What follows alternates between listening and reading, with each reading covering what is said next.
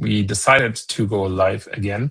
And we kind of want to make this a more regular thing again with the AI academics. Just going to roll the teaser. Hey friends, welcome to the AI Academics podcast. I'm your host, Professor Dr. Lenart Nacke. This is the show where my co-host Vugar, Ibrahimov and I geek out about the latest AI developments without getting too scientific. We want to be your spot for AI insights that actually matter. So grab a coffee, tune in, and let's chat about why AI isn't the job-stealing monster that everyone thinks it is. That's right. at some point, stop there each time, so you can't complete the full sentence each time. At some point, I'm gonna actually update it. But people tend to be so busy with stuff. Well, it's good to see you again, Vugar. And today we are gathering here to record another episode for the Academics podcast, and we want to chat about a little bit about the changes that are happening. We talked about skills last time, and now I think what I want today as a focus point is this idea of the virtual employee. So this is kind of a really fascinating thing that's happening these days, is that people are having virtual employees kind of do their work. And this is basically just like a collection of skills that we're seeing that people are putting to work and that they're running autonomously. And of course, it has one of the big things that has happened that we've seen is this exciting notion to run autonomously some of the things that are happening on the computer. And I think we are seeing some people tuning in here. So hello, if you're just tuning in, spontaneously hanging out with us here for a little bit, good that you're here. And of course, the first thing I want to talk about, and this really caught my attention earlier, which was a GitHub skill, which is called the last 30 days. And I'm gonna just, you can just look for it. You can just Google GitHub last 30 days skill. This is from a repository, M. Van Horn. And it's quite an interesting skill that you can run in Claude Code and other local LLMs like Codex or Anti-Gravity. And basically what they will do is they will take a trending topic and find the best or highest rated content on the internet regarding that trending topic. So it's quite an interesting thing. Now, of course, for me, the interesting thing right now in trying these things out is I love running Claude Code on my computer and then remoting in. I still haven't set up like a proper MacBook and just kind of, running it OpenClaw style that I can just remote into. So this is coming. But right now, it's basically when the computer's off, then I'm also not working on it. I know how last century of me is. I'm just not as edgy when it comes like all of these AI entrepreneurs that are just 24/7, everything's running. I actually enjoy turning my computer off every once in a while. And so one of the things that I've played around with is Perplexity Computer, which, let me just share that real quick, if I can actually get that to work. Let's share this. If we are both staying in the picture, yesterday we had this fancy webinar where I just completely lost track of everyone that was happening there. So this is Comet. You might know Comet already. This is the browser that Perplexity offers.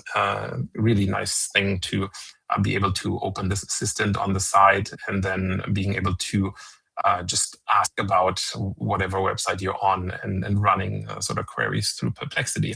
But of course, I had to kind of check, can I install this skill here directly in Perplexity Computer? Now, Perplexity Computer, what is it? The idea behind it is that it's a tool that autonomously runs skills and codes and commands, if you want, for you while you're away from the computer. So it's kind of like Claude Code and these other tools, but it runs autonomously. So once you give it a task, and again, these things are not called prompts here, they're called tasks. And the reason that is that a lot of the times you can connect them to what we call in computer science, we call that a cron job. And that is basically just something that runs regularly. Now, last episode, we talked about Claude skills. And with Claude skills, you can, of course, notice the same thing, that these things can run autonomously if you program it that way. If you kind of run a script on your computer, now the computer needs to be on, but you could automate it in a way if you're tying it to make.com or other automation tools, and then you could just call the skill and run that skill automatically, which is a bit of a hack around, right? Like, it's not for everyone. And so for those of you that are maybe a little bit lazier and want something that's more out of the box, Perplexity Computer is a simple way to just do that with prompting. Now, costs quite a bit of money because when I got it, you had to be on the max plan. I think last week they just opened it for pro plan users. But as you know, like, these things with the tokens can get quite expensive. I think they're giving you like 30,000 extra tokens these days, but depending on what you do, you can burn through that pretty fast. And so what I wanted to do here is see if I can install that skill, but turns out, and this is kind of cool. So Perplexity, the way it runs is it just creates an agent swarm, if you want to call it that. And what that means is it just calls different LLMs and works with those different LLMs in parallel to get the task done that you give it. So it will call Claude Code or Claude Opus, depending on the model, or called Gemini. It will just decide which model is the best model for what task, and then give it that task and have it return with the results. So it's sort of an orchestrator. And I think the orchestrator prompt always goes through Claude Opus 4.6, because that is generally considered one of the best orchestration AIs right now. So orchestration just means it's coordinating all of that stuff. So as you can see here, it kind of walks you through what it's doing. It's running tasks in parallel. It's looking at the skill. It's fetching it from the GitHub repository. And then it's running the tasks in parallel, checking the repository structure, and using the GitHub MCP connector. Now, I've set that up, right? Like, you have in connectors, you can connect it with different things. I've connected it to Notion, GitHub, Appify, YouTube Analytics, and ConvertKit. And there's like a billion other things that you can connect it to, which is actually quite fascinating. But well, I've got to scroll up again. One of the things that turns out here, okay, it figured all that out, right? Like, it figured out how to run GitHub and then copy it over. But then it's smart enough to actually tell me this is a multi-file skill designed for Claude Code and or Codex. As we talked about last time, Claude Code or Codex, one of the benefits of it is these things run on your computer. And this is what I'm like, the coaching clients that I work with and that want to like find out more about how to use things with AI, I basically tell them these days, we're kind of moving on from just using stuff in Claude.ai or chatgpt.com and just going into the cloud, or those of you that are still going to Gemini and just doing it all in the cloud. So this is kind of the chat interface. To me, that's like the level 1 of the AI user. And, you're going quickly to level 2 and 3. Level 2 is something like Cowork, where it's already local, but it's still with a cloud history kind of thing. Or you're going to Claude Code, Codex, or Anti-Gravity, where everything just runs on the command line inside of your computer. And instead of going deeply into this mega prompting and complex prompting thing, what you do is you give very specific tasks and a lot of context to these files. And that's where things can become quite wonderful. I mentioned that in last week's episode already, that I'm using Obsidian as a markdown file organization system to kind of install all of that stuff and work through it, just to give the prompt context and give the each instructions that I give extra context with markdown files. And that is what makes it beautiful. Now, we don't have kind of a beautiful system like that in Perplexity Computer, because Perplexity Computer is basically a remote computer somewhere, and it's just fiddling with stuff right there. And so what's happening instead here is we're just going into this computer directory. As you can see here, this is a temporary directory, last 30 days skill MD. And basically it decides the issue is that skill relies on Python scripts and vendor packages and API keys that are specific to Claude Code's plugin system. And so let me examine what's needed to make it work here. And then it kicks in and does all of that stuff. And it says, okay, I need API key and all of these shenanigans to actually make it work. And that's why it basically won't work on Perplexity Computer, because it doesn't have that level of skills. What it can do though is what I can do instead, and this is kind of interesting where it kind of offers you a workaround solution and basically said here, hey, I can build you a Perplexity Computer native version, because a lot of the stuff we actually have available in Perplexity, web search, browser automation, vertical search, all of that stuff that you would do with a Python script, Perplexity actually does natively across Reddit, X, and YouTube. Now, X, I have to say, like, it does it, but if you're using Grok, it's better because Grok has like this built-in X search, so it's tying natively directly to the X API. So if you really wanted to get the most trending stuff from the last 30 days, then going on to X would be more pertinent than just doing this web search sort of workaround that it's offering here. But it is doing a pretty good job. So I'm like, yes, create that skill. Sure, show me how it's done. And the interesting thing is it is smart enough to understand how to rebuild the skill here in Perplexity Computer, validate it, and then save it. And so the last 30-day skill is installed and ready to use. You can manage it at here. And so it's under my skills. And it tells me what it does here. Basically, it goes through Reddit, YouTube, Hacker News, the web, synthesizes the findings into a grounded-sided report and supports 5 query types from the original skill. So best AI video tools returns a ranked list of specific things that people mention, cursor versus windsurf, you get side-by-side comparison, news, latest on OpenAI, current events in development, and so forth. Prompting, general, it just kind of gives you kind of a breakdown what it can do. So here it doesn't actually use the APIs, but it can sort of trigger all this stuff. So the interesting thing is when you do a skill command here is you can go to, you can go to last 30 days. So it's not working yet.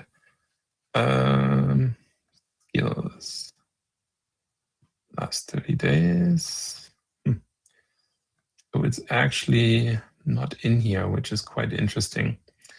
So I would have to ask it, can you also install it as a / command?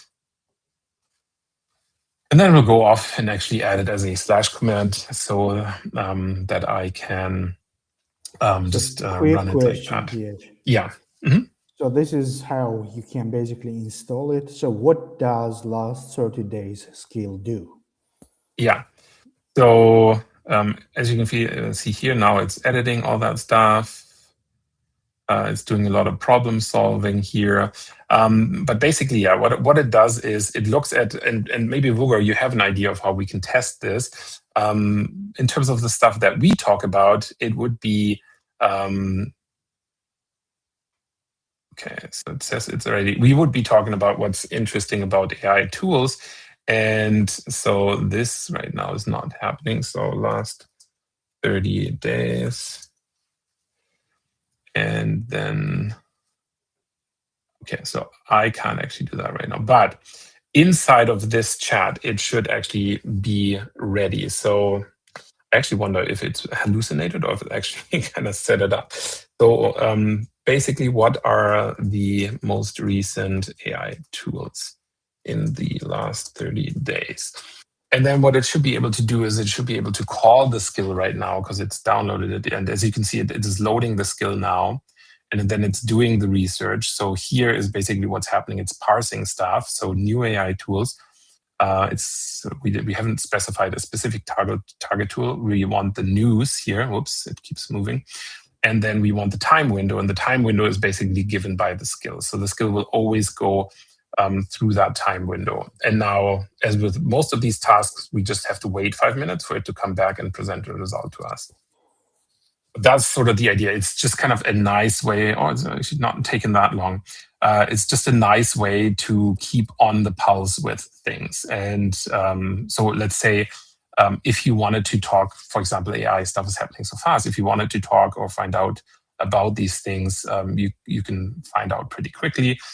Here it mentions GPT 4.5, which is true. This was a big headline a while ago, 1 million token context, which, by the way, the interesting thing was, right, like they did release GPT 4.5. And then, as you might have noted, and I think you've seen that too, Vugar, is that Claude followed right away with Opus 4.6 now having a 1 million context window as well. So this is this was the big big thing for Gemini, right? Like Gemini was always the swagger in the town with the 1 million context window, and people that had large documents and stuff would always default to this.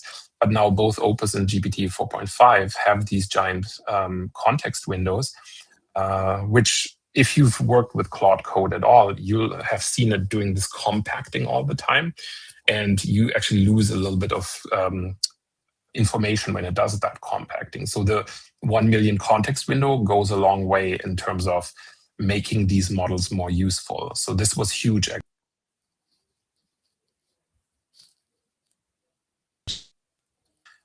As it should have gotten at that point.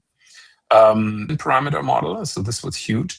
And the quality of all of these open models is not quite there, but it in terms of parameters is quite impressive, like where we're at. NVIDIA just released the new one, so the Nemo Claw platform was kind of interesting, but then they also had the Nemotron 3 Super model, which you can actually select in regular Perplexity if you did a Perplexity web search. Which is another one of these top models that came out, right? So 120 billion parameter model. And yeah, just amazing in terms of free models, what's out there and what's being developed right now. It's impressive, specifically the stuff that's coming out of Asia. A lot of the open models are coming out of Asia. The interesting thing though is, and I think this gets discussed sometimes, but I don't think it gets as much exposure as it should, is that as we're seeing these models explode and these new ones being trained, as you know, at the beginning it was a big scandal, but now it's kind of like what everyone does. Everyone just trains their models on each other, right? Because it's just so much faster training some of these supermodels on the other supermodels from the US. So the Asian supermodels are usually, well, unofficially anyways, not a lot of people will admit to that, but it's clear, right, that they're just trained on the outputs from the Western models, right? So there's sort of this human centipede problem where if you feed garbage, this is a horrible analogy, but like if you feed garbage from one end, it doesn't get processed, right? Like it just kind of goes down the line, and you know, at the end it will still be garbage. So the risk with any sort of AI model is that it averages too much, right? Like it ends up too much of a line in the middle. And I think with all of these models training on each other, this is really sort of, if you want an inventive new model or something that is particularly mind-bogglingly interesting, it's much harder because of this sort of conversion or meaning averaging out, if you want, that is happening there, which is where this new idea of context engineering comes in, right? Like context engineering has been, or is now so much more important than ever, because we really want to give a model good context for it to actually be able to deliver good outputs, right? Coding tools are big right now. Cursor, Claude Code, Windsurf are all improving super fast. I've vibe coded some stuff locally. Haven't really pulled the trigger on putting anything on the App Store yet, but I'm amazed when I can, you know, feed it the design specs, give it a hand-drawn prototype, and just I usually do it with Codex and Claude Code. I don't use Cursor or Windsurf yet. But it's just impressive how far you can get, like in terms of functionality and something that actually works. All you got to do is install Xcode on your Mac and you're good to go. And I'm sure Windows works the same with the Visual Studio, right? Like you can just build these things so quickly. The agent stuff, right? Like I think this is what everyone talks about on LinkedIn and on X right now, is this $1 million opportunity of the virtual employees, the agents that are talking to each other, specifically with N8N automations.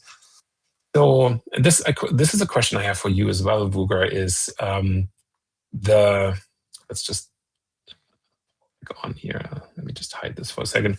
The idea that we are seeing is basically now we have this one skill that everyone is trying to teach the people, which is, hey, how about you learn how to do good SOPs, good standard operating procedures, and you get like all of that important information of thinking through business processes before actually implementing them. So of course, the snake oil that's being sold right now is like, get really great at N8N, but once you think about it, so N8N is great, and I think you should get good at it. You should understand it, but the way things are going so quickly, just looking at Perplexity Computer and other tools, is as long as you have the skill to look at a process, understand the pain at the beginning, look how the process is done bit by bit by bit by bit, and then be able to articulate that in written form, I think that's the moat. That's the super skill right now, because the models are going to get good enough that as long as you can walk somebody through a process, you're going to have a huge advantage. If you get really clear at articulating processes, like in your case, in the legal field, right? Like if you can work with a specifically, and please correct me if I'm wrong, because you're the legal expert here. I'll take your legal advice. But like if you had a person that understands how the process of a defense works, a courtroom defense, you could, in theory, walk Claude code through a specific script that, based on whatever the litigator, right, like defender, litigator, please correct me if I'm wrong, like, how does it work? How does it work in court?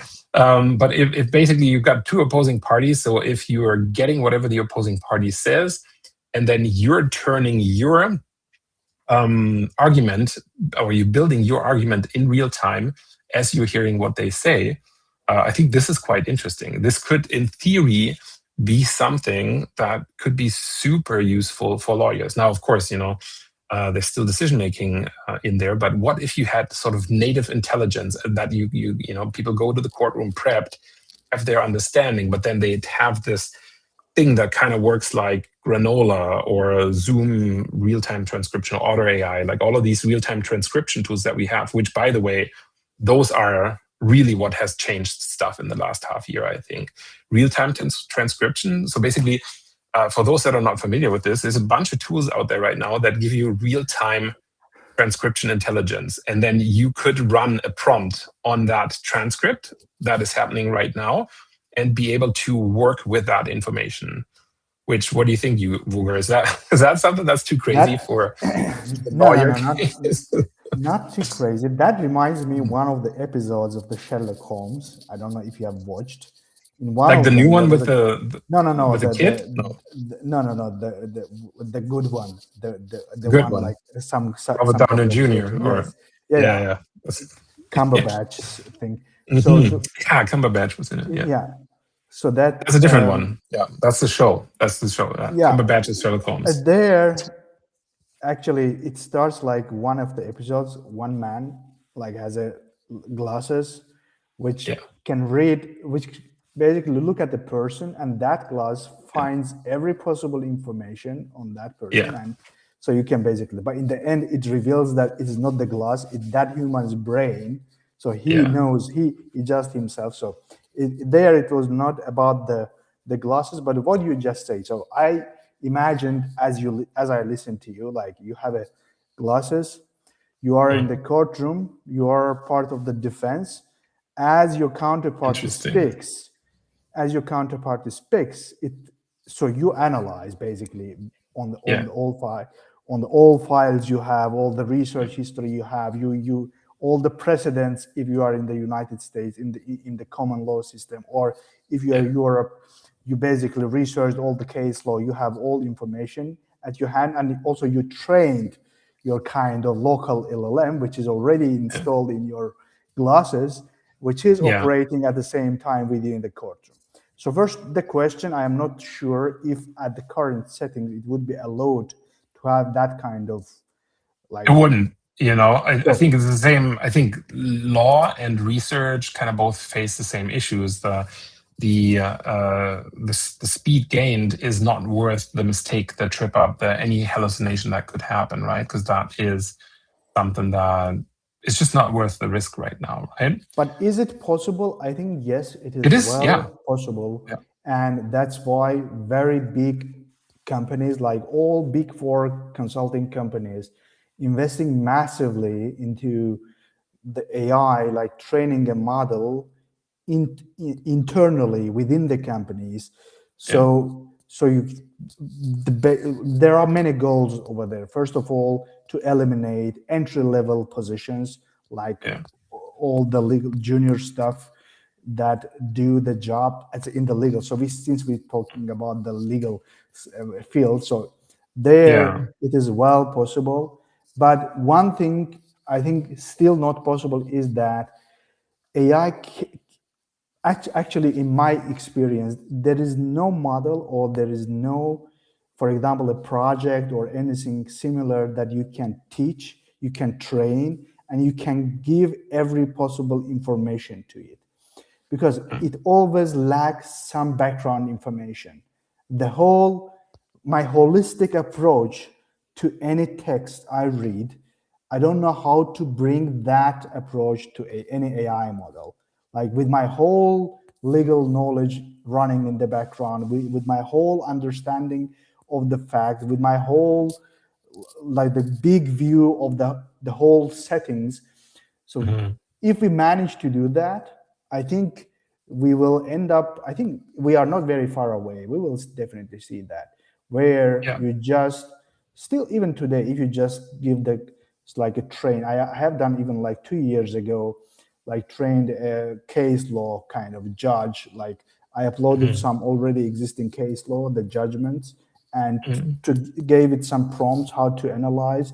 If you are asked this question, you have to look to this part of the judgments, because usually the judgment structured in a way that always the holding comes in the end, and the facts in the beginning.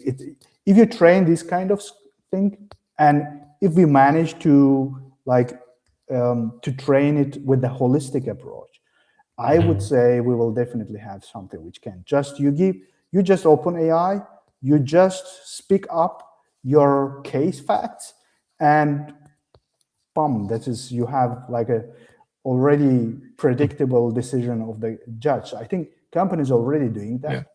The big companies have been doing that even before the AI big bang. But I think it is well possible, but you have many questions. The problem with the AI, as you mentioned in the beginning, so when you upload, let's say, the case law, you have to carefully first analyze all the case law you upload, because if one of the cases are decided by a biased judge or by a judge who has discriminative ideas in his approach or her approach, so the case law can be misleading there. So we know that not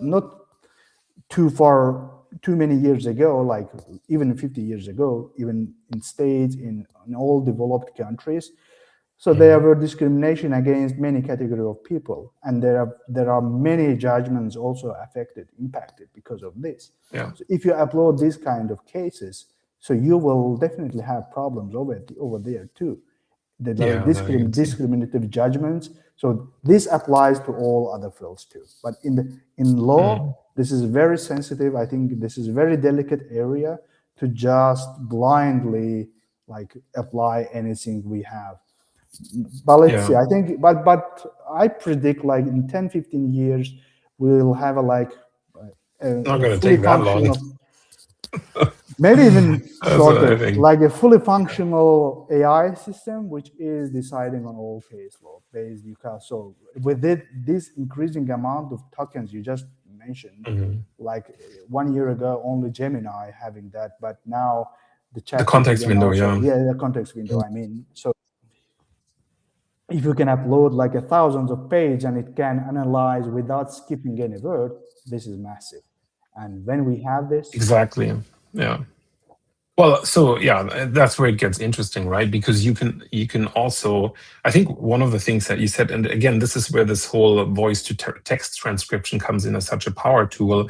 What people are doing that are kind of automating themselves out of a job right now, which is actually, I think that's everyone's favorite AI application. Like, what if I have enough context so it can do the task that I do to a level that is at least similar, maybe 80%, 90% of what I could do, but just at 10 times the speed, right? Which is essentially what happens with a lot of that stuff. So the interesting thing then is, how do I get that so that the model can use all of that context. And so what a lot of people are doing, what I'm doing myself too, is you just start dictating stuff onto files, right? So a lot of the like Notion, there's lots of things out there. A lot of the times that you'll just be like talking for like half an hour about the things that you think are interesting that you want to build, and you're just creating these markdown files, which are essentially just marked up text files, just based on your transcripts. And then as you're prompting with Claude Code and these other things, as you're prompting in a local directory, you're just splicing those bits of context in as needed with skills and other things, right? Like real-time progressive disclosure kind of thing. And that way, you're really getting some of these advantages. And that's kind of really what helps you build more of an, I guess, AI native presence, you could say, which of course is then also kind of important as you're trying to understand your background, your expertise, and how it relates to the public discourse. And I think this is something that both of us, and as we're kind of getting closer to the end here, but this is definitely something that I wanted to mention. I know that you've written about this in your article. Let me just find that. So you had like an article here up there where you're kind of mentioning like this sort of prompt engineering stuff and how it's changing as well. And what I've been doing is I've been turning some of this knowledge into a new system that I call the Right Insight Lab. And I've posted about this on LinkedIn today, and I've posted on X as well. So wherever you're watching us, you'll probably have seen it. And if you're interested in this sort of AI native system that helps people that are experts build more visibility and build a system that helps you communicate better, just so that you can become the go-to voice in your field and you can become somebody that has impact, just DM me the word member on LinkedIn, X, or on Instagram, and I'll get back to you with the details. But I think that is kind of so important now as we're building these systems and we're understanding this stuff, that we also understand how can we, in a world where anyone can be an expert with AI, how can we communicate that expertise in a way that actually is true to the nature of our understanding. I think this kind of relates to what you've said earlier about what if our native understanding is a little bit different than what the AI gives us, right? And so in that case, DM me member if you want to find out about that. I'll send you the details, but I think it really relates to what you said earlier, Vugar, which is we need to find ways that we can keep our expertise and also communicate that in a way that works for the situation at hand. And specifically, if the situation is something crucial, like a courtroom defense, right? Like there's life or death outcomes attached to these kind of things. And it's also crucial, of course, in research, right? Like if you base vaccine research on something that is kind of half-baked, then you're going to have a problem. So I think, more important than ever to do this properly. Yeah, I think that's definitely the most difficult part to sum up what you have just said, Lenart. So how to distill the whole experiences up until to this point and the knowledge in a way and into something. I don't know what that something is. Yeah. So text can be, I don't know, the voice memos can be, but everything, how you can do that, how you distill, like Professor Lenart Nacke, all knowledge, all experiences into most and channeling, to distill and channel it into LLM or AI. So you can basically create your carbon copy of yourself. So whatever question you ask, the question is, would it identically approach the things that you yourself do in your own life? Well, this is the interesting part, right? Like, I think this is where this process idea comes in, right? So I think AI is really good at following the rules and finding the knowledge, but it's not perfect at process yet, right? So working on the process, being the context engineer, providing that context and process is really where you can shine right now. If you understand how to instruct it well, how to follow workflows, how to follow step-by-step processes, that's going to give you the advantage right now with the skills, with Claude Code, with a lot of these systems, because it just makes it so much better, right? Like it makes it so much better to, and you're iterating that over time as well, but to be able to instruct these different things. And I think in the next episode, this is something we should talk about, which is these AI-based employees, which is what's happening right now.